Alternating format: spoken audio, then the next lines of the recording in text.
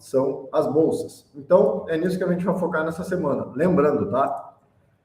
Última semana útil de mês, eu falei para vocês, primeira quinzena de agosto foi queda. Provavelmente a gente fecha uma segunda quinzena, feche essa última semana com a bolsa positiva. Então, vamos cuidar dos movimentos de mercado sem fazer loucura, tá? Sem alavancagem extrema, mas o mercado tende a favorecer as posições de alta, tanto para ações quanto para as nossas operações de trade aqui no dia a dia. Então vamos cuidar porque hoje, segunda-feira, gente, é dia de agenda vazia. A única coisa que sai toda segunda-feira, que a gente sempre olha aqui, é o Boletim Focus, tá?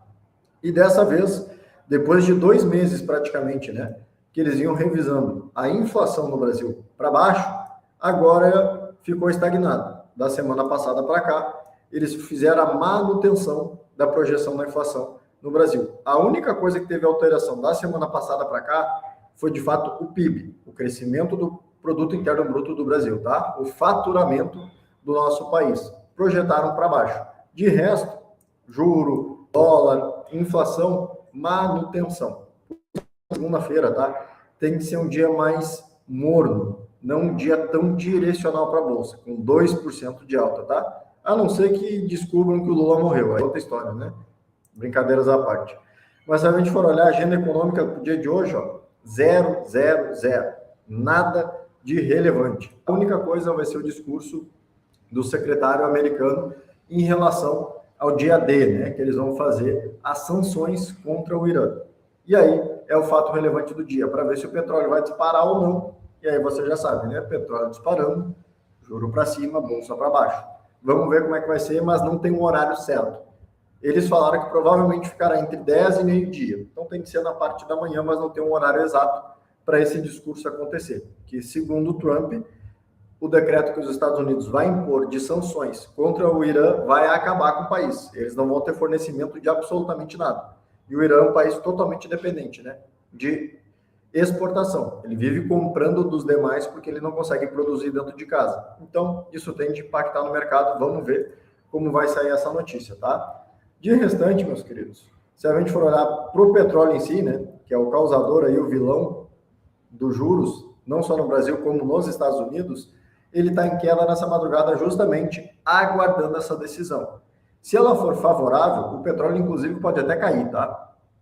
Mas vamos ter que ver como é que isso vai acontecer, porque o Irã vai revidar, pode ser com ataque ou não. Mas o petróleo segue ali na casa dos 90, 91 dólares. Juro nos Estados Unidos segue aquela tendência de queda, né? O juro longo que eu falei para vocês, que estava preocupando o mercado, agora está recuando, principalmente o juro longo, tá? Para 2030. Imagina, gente, nos Estados Unidos, juro a 5,25%. Só para vocês terem uma dimensão do quão grande isso é, até o Covid, os juros nos Estados Unidos eram zero. Zero. A taxa de juros nos Estados Unidos era zero até o Covid. Guilherme, mas de 0 para 5, é só 5? Não, gente, é praticamente 500%, tá? Que impacta no custo da dívida pública americana. Então, é muita coisa. Então, enquanto esse juro lá nos Estados Unidos tivesse, né, que é o que estava na semana passada, numa tendência forte de alta por conta dos rumores do conflito entre Irã e Estados Unidos, petróleo subindo, gerando inflação, isso aqui pressionava o preço das bolsas. Tanto que o Nasdaq 11, né, que a gente chegou a avaliar aqui, aquele ETF, ó, olha só, desde a semana passada, viu como é bom acompanhar a live aqui, ó, o ETF de Nasdaq corrigiu 4,5%. A longo prazo, pode ser sim uma boa oportunidade, tá? Porque ele tem tanto exposição na Bolsa Americana, na Bolsa de Tecnologia, quanto ao dólar. Então, se o dólar sobe, a Bolsa Americana sobe, tu ganha dobrado, tá? É uma proteção que a gente coloca na carteira dos clientes para dolarizar. Se a gente for avaliar do gatilho aqui mais relevante aqui, pode ser tanto do 147 quanto do 146, vamos pegar da máxima primeiro. No 147, abaixo dos 50%, tendência primária de queda, podemos aguardar. E se a gente pegar o gatilho aqui do 145, 146, ele está dando alvo no 50. Eu adoraria, inclusive, a gente vai olhar ali, a americana está caindo. Se ele vier abaixo dos 50, nessa região aqui dos R$19, vai ser uma excelente oportunidade de investimento, diversificação do patrimônio, mas tem que ter uma exposição pequena, tá? como é bolsa americana e tem exposição também em dólar, não pode ser 50% do teu patrimônio. Pelo contrário, tem que ser uma exposição de 5%, no máximo 10%. Tá? Por isso que tem que diversificar. Trazendo uma oportunidade para a gente. Porque o Nasdaq, em média, tá? A cada 15 dias, ó, ele nova uma máxima histórica. Então, uma correção de 5%, 8% nos favorece como investidores, tá? Simples assim. A gente olhando aqui, né, para as bolsas, olha só. Nessa manhã, lá nos Estados Unidos, Nasdaq, Bolsa da Tecnologia 0,40 e S&P no 0 a 0, né? Foi o que eu disse para vocês. Eu acredito numa segunda-feira muito morna, tá? O mercado hoje vai ficar mais morno. Se a gente for olhar comparado à sexta-feira, que a Bolsa Brasileira aqui andou mais de 2,5% de máxima mínima, né? Se a gente for pegar o índice que a gente opera aqui, em termos de ponto, deixa eu até tirar essa Fibonacci aqui que está atrapalhando. Aí.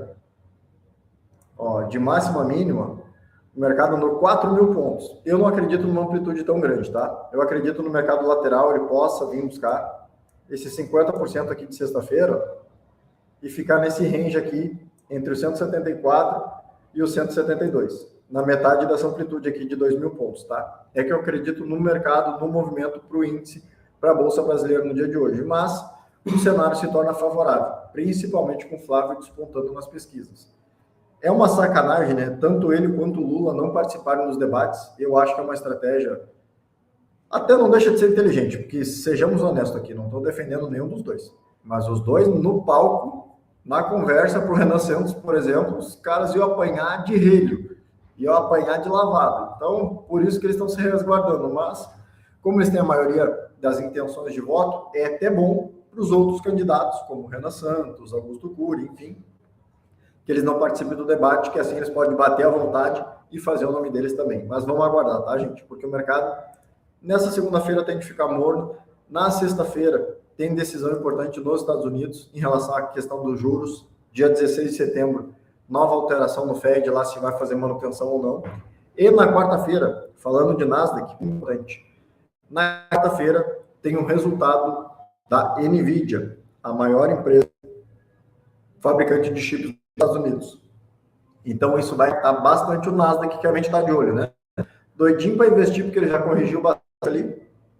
Mas se o resultado da NVIDIA vier abaixo da expectativa, só a NVIDIA tem um peso gigantesco no Nasdaq, tá? E aí pode fazer o mercado corrigir mais forte ou voltar para as máximas. Então, a gente tem que aguardar que quarta-feira vai ser o resultado dessa gigantesca da tecnologia. Fechado? Para não perder mais notícias e dicas de investimento como essa, não esquece, te inscreve aqui no canal, deixa o teu like no vídeo e compartilha o vídeo com mais pessoas para que a gente faça essa comunidade crescer. Justamente porque todas as oportunidades a gente está batendo aqui, como aproveitar, como se posicionar, qual da carteira ter alocado para não ficar de fora dos movimentos que o mercado traz com oportunidade. Fechado? Então, deixa o teu like no vídeo, te inscreve no canal, compartilha com um amigo, que amanhã, 8h30, novamente estaremos aqui reunidos no Café com o Mercado. Fechado, meus queridos? Forte abraço para vocês e tudo de bom!